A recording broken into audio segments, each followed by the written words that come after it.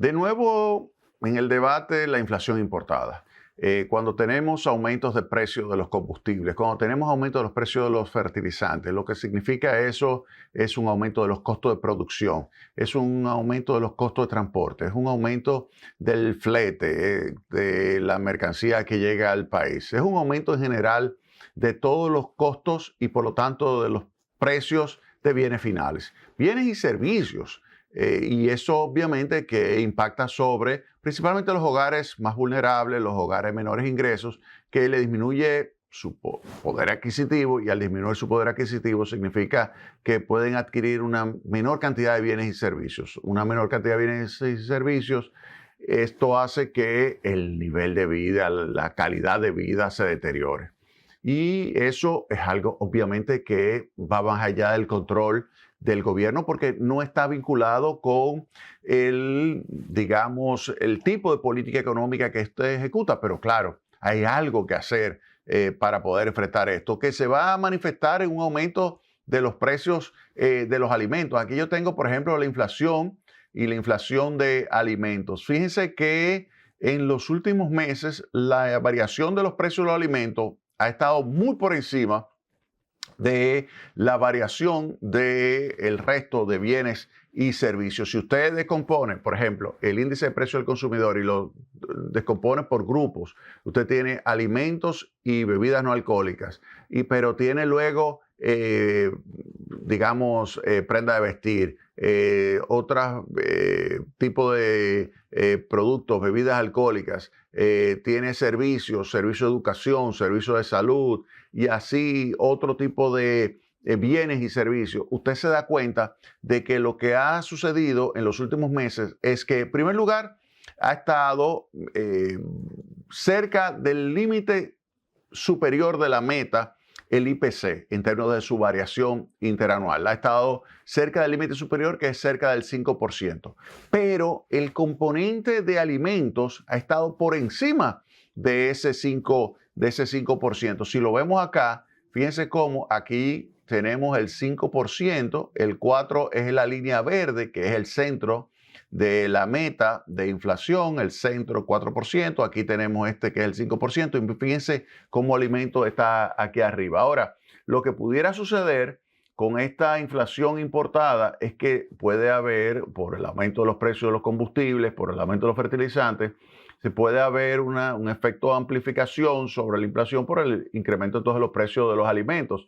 El incremento del costo de los fertilizantes podría elevar a nivel internacional el precio de los insumos como el maíz, trigo, sorgo, y esto a su vez presionar entonces el precio de la carne de pollo, el precio de los huevos, el precio de la carne de cerdo y así sucesivamente. Usted puede tener un aumento de los costos de producción, puede aumentar el precio del pan y eso hacer que entonces el aumento de los precios de los alimentos sea cada vez más acentuado. Entonces, para economías como la dominicana, usted necesita combinar prudencia fiscal, reducción de gastos superfluos y ejecutar políticas que sean focalizadas en ayudar a los segmentos de población más pobres. Y al mismo tiempo, esa es la parte fiscal, que la voy a hablar en el próximo segmento con mucho detalle, pero al mismo tiempo, entonces, la política monetaria tiene que ser una política monetaria muy cautelosa. Y en ese sentido, yo creo que hay que seguir los pasos de la Reserva Federal. La Reserva Federal de los Estados Unidos ha estado mandando un mensaje claro de que no quiere que se le vaya de las manos la inflación en medio de esta coyuntura donde hay una situación de choque de oferta producto del aumento de los precios de los combustibles, y ese choque de oferta pudiera desembocar en un aumento de la inflación. Entonces no quiere que eso ocurra. Y por eso el Banco Central de la República Dominicana tiene que seguir los pasos a el Banco Central de los Estados Unidos y aplicar una política monetaria que sea cautelosa, no una política monetaria acomodaticia que provoque aumentos de precios o que facilite que el choque de ofertas se traduzca en una inflación persistente que continuamente esté deteriorando el poder de compra de los ingresos de la población. Hay que evitar eso. Ya suficiente es tener una inflación importada que nos va a impactar, que nos va a elevar los costos de producción, que va a elevar los precios de los bienes finales, principalmente precios de alimentos. Ya es suficiente con eso. Si ahora tenemos una política monetaria acomodaticia, una política monetaria que quiera, por ejemplo, tratar de amortiguar el efecto recesivo de los aumentos de los precios de los combustibles a nivel internacional, si se aplica una política monetaria interna expansiva para tratar de amortiguar ese efecto recesivo, pues lo que vamos a tener es una combinación de recesión con inflación, es decir, esta inflación.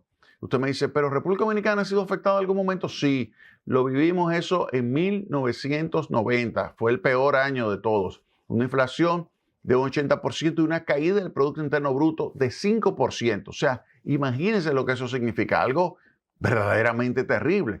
Eso hay que evitarlo, hay que evitar que eso suceda. Y por eso el Banco Central de la República Dominicana tiene que ser pero muy cauteloso en el manejo de su política monetaria. Por eso nosotros le hemos recomendado que en los próximos días, pues lo que se adopte a final de mes sea una política monetaria donde mantenga la tasa de interés de referencia del Banco Central fija en 5.25%, pero al mismo tiempo manda un mensaje de que si es necesario aplicar una política monetaria restrictiva para evitar que estos incrementos de costos se traduzcan en una inflación persistente, si es necesario, pues se suba la tasa de interés. Se suba la tasa de interés porque sobre todas las cosas hay que detener el proceso inflacionario, evitar que este choque de oferta se convierta en una situación caracterizada por una inflación persistente, porque esa inflación persistente, eso sí es dañino para la población. El incremento de costos de una vez es duro, es doloroso, pero la inflación persistente significa una inflación continua, un mes, 2 meses, 3 meses y así sucesivamente, mientras que un choque de oferta es un incremento de una vez y punto. Inflación persistente es pasa un año y están altos la variación de los precios, pasa otro año y sigue siendo alto y así sucesivamente. Eso hay que evitarlo. Vámonos a la pausa y retornamos en breve con más Tecnopol.